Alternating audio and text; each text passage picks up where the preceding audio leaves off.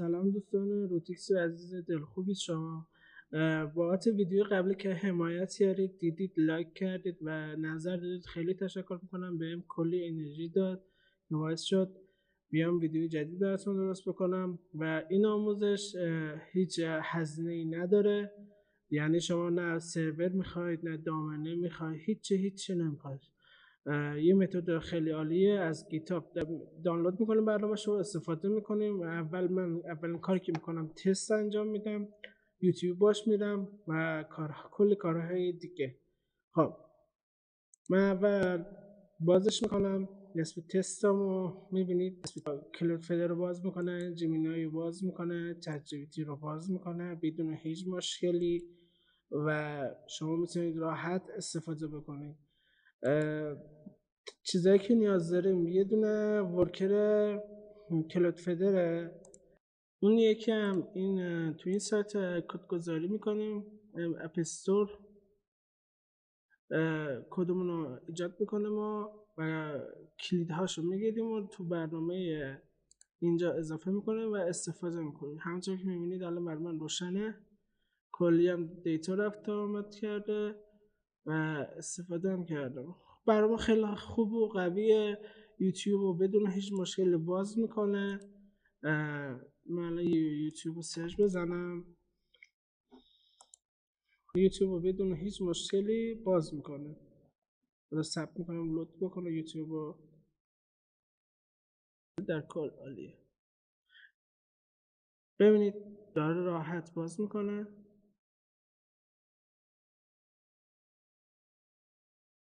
بدون هیچ مشکلی هست سایت رو باز میکنه و استفاده میشه کرد. خب این از این. حالا میریم سراغ آموزش که چه کار باید بکنیم و چه استفاده‌ای باید انجام بشه. خب وارد سایت پروژه میشیم، سایت پروژه گیتاب میشیم. این سایت پروژه گیتابشه که آخرین آپدیتش تقریبا مال 2 روز پیش بوده.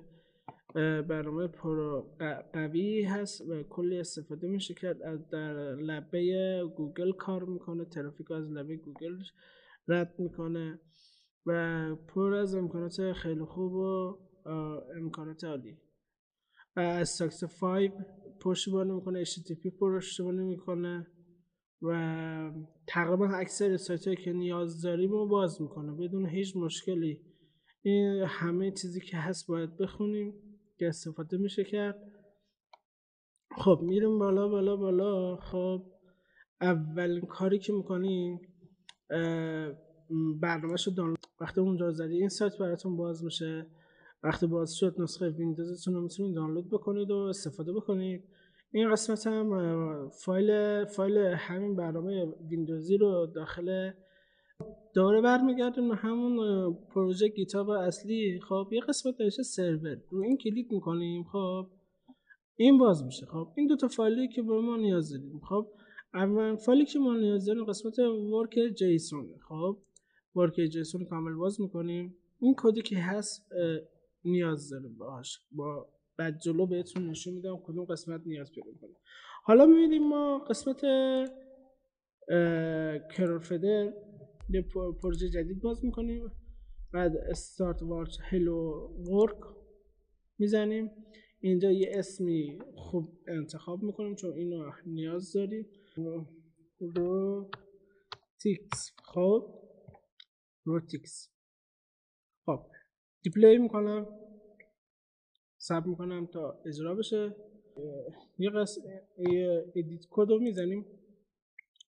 ادیت کد رو که زدیم ما الان به این ما نیاز داریم. اینو ما ذخیره میکنیم، میایم میذاریم تو نوتپدمون ذخیره میکنیم، اسلش آخرش رو پاک میکنیم، سعی میکنیم کامل باز بشه.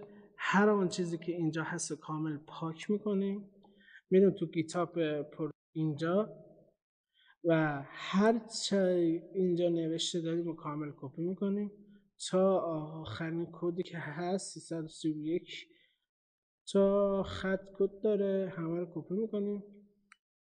کامل که کپی کردیم کنترل C، میریم سریع رو پروژه کنترل V میزنیم.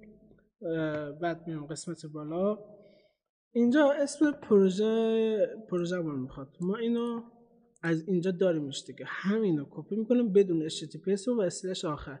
همینو کپی میکنیم، بعد میاریم قسمت ادرس اینجا میذاریم بره. همین. بعد دیپلوی میکنیم. خب کار ما الان اگه اینجا سبز بشه که سبز شد اوکی. کار ما الان تو کلافدر تمام شد. حالا ما میدیم کجا، کدوم قسمت بالا کد جیسون کد گاست رو میزنیم، باز میکنیم کامل کدو. خب اینجا هر چی بود و کامل کپی میکنیم، دوباره میگیریم انتخاب میکنیم همینطور میه پایین تا آخر کپی که شد کنترل سی و اینجا کنترل وی. خب حالا ما اینجا یه چیزی نیاز داریم. اولین چیزی که اینجا نیاز داریم همون آدرس ورکر ما بود، اینجا آباد قرار بوده. این دفعه با HTTPS میخواد. اینو کامل کپی میکنیم بدون اسلش آخر، کامل کپی میکنیم میایم داخل اینجا و این قسمت قرار میدیم. خب یس تمام. خب حالا اینجا یه رمز از ما میخواست. ما یه رمز اینجا وارد میکنیم. مثلا من همینطوری وارد میکنم روتیکس روتیکس خالی میزنم. شما میتونید باید سخت‌تر بزنیم. حالا ما چون 2026 من می‌نویسم 2026 همین شکلی روتیکس 2026 دیگه. اینجا کاری نداریم. خب چک میکنم کد کامل باشه، تعداد کد خط کامله. خب حالا میام قسمت دیپلوی نیو دیپلوی ثبت میکنیم. چرخنده که اینجا هست ستینگ رو انتخاب میکنیم، وب اپ رو انتخاب میکنیم. اینجا باید مای ایمیل خودتون باشه و این قسمت رو از این به آخرین گزینه اینجا انتخاب میکنیم. حالا میزنیم میره بعدی هم ثبت میکنیم. خب این هم اومد. حالا ما این قسمت رو میزنیم، یه سایت جدید باز میشه. این قسمت رو میزنیم و این قسمت رو میزنیم که کامل بیاد بالا بر ما. خب وقتی این قسمت اومد اجازه دسترسی بهش میدیم تا کد رو بر ما بده. خب الان کد رو به ما داد. میکنم یادداشت میکنم داشته باشمش. بعد میام قسمت بعدی. اینو به صورت مرورگر باز میکنم. بیشتر دوستانی که مشکل ارورای عجب غریب دارن یوتیوب براشون پلی نمیشه که دلیلشون همینه، چون تو آموزش هم اینو کامل باز میکنید و این قسمت رو میزنید، ثبت میکنید، دوباره احراز هویت ازتون میخواد، احراز هویت انجام میدید، عجله اصلا نمیکنید تا کامل باز بشه. رفتن حالت امن پروژه رو باز میکنه. بعد اینجا دوباره ازتون اجازه دسترسی میخواد، اجازه دسترسی بهش میدید. اجازه که دسترسی دارید ثبت میکنید.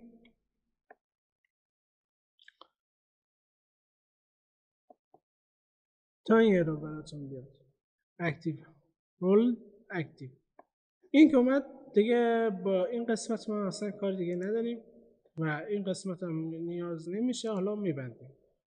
بعد تموم شد. با اینجا دیگه اصلا کار نداریم. برمیگردیم تو برنامه. خب ما گفتیم میریم برنامه رو از سایت گیتابش دانلود میکنیم. میریم از اینجا یا از این قسمت باز میکنید و دانلود میکنید. آخرین نسخه هم باشه حتما. همیشه آخرین نسخه استفاده کنید. حالا وقتی دانلود کردید شما میاید برنامه رو اجرا میکنید. خب برنامه رو اجرا میکنید کامل ثبت میکنیم بیاد بالا. خب اجازه نصب گواهی نامه رو میخواد، اجازه میدیم. نصب گواهی رو اجازه بهش میدیم نصب بشه. ثبت میکنیم تا کامل اجرا بشه برنامه. اجازه دسترسی میدیم، دوباره ثبت کنیم، دوباره اوکی رو میزنیم.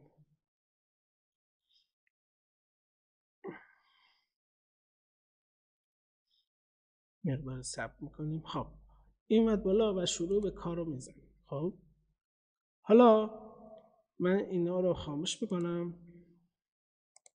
خب من اینا همه رو خاموش میکنم. شما وقتی باز میکنید این شکلی برای شما باز شده نیست. خب وقتی شما این پروکسی رو بزنید بدون اون کدی که الان میخوایم باش ایجاد بکنیم بزنید، چه اتفاقی میفته؟ به یوتیوب و برنامه‌های گوگل براتون کامل باز میکنه، بدون هیچ مشکلی استفاده میتونید بکنید. اما توی یوتیوب ویدیو پلی نمیکنه. خب برای اینکه این مشکل برامون حل بشه، قسمت پروکسی انتخاب میکنیم، قسمت ویرایش رو میزنیم. ویرایش. خب حالا کدا رو میخواد، کد شناسه و کد اعراض هویت، کلید اعراض هویت میخواد. ما اینجا اول کلید وارد میکنیم. کلید ما چی بود؟ میایم اینجا تو نسخه برای یادداشت کردیم، کلید کامل کپی میکنیم، اینجا وارد میکنیم.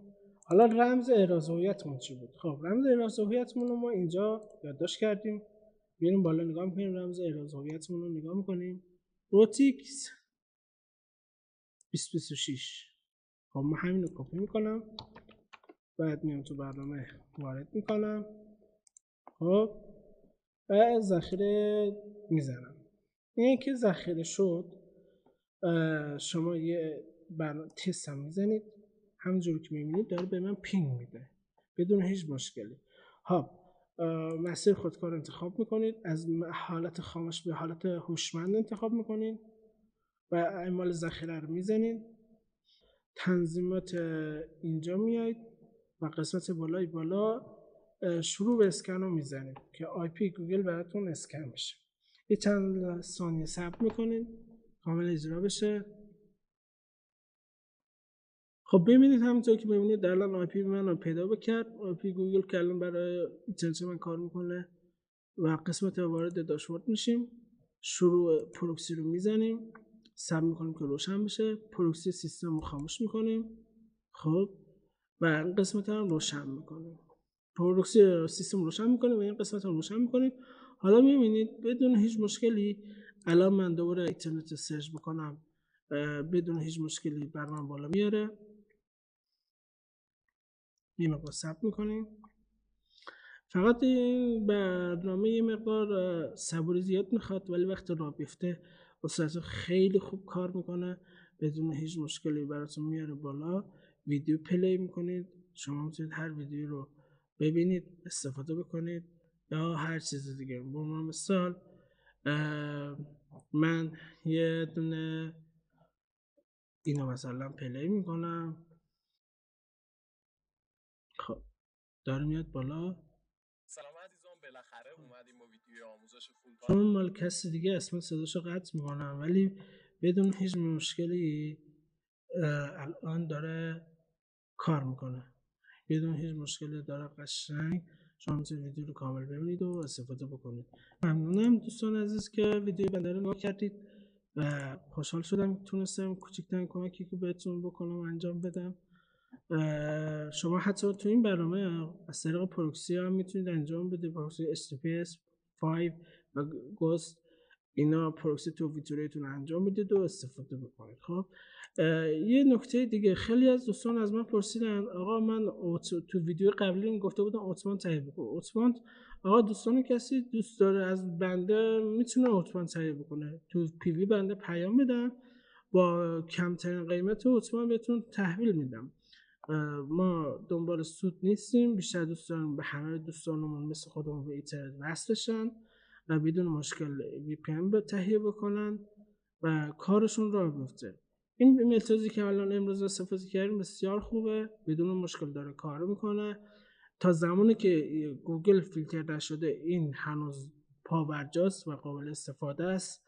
اگه زمانی که گوگل از کار بیفته، سرچ گوگل یا هر چیزی که استفاده میشه این متد هم از کار میفته، حتما از پروژه که بهتون نشون دادم تو گیتاب حمایت بکنید، ستاره بدید بهشون، حمایت بشه که آپدیت بعدیشو بهتر بکنه. خیلی زحمت دادیم بهتون، ممنونم تا آخر ویدیو منو نگاه کردید. لایک و ساب فراموش نشه.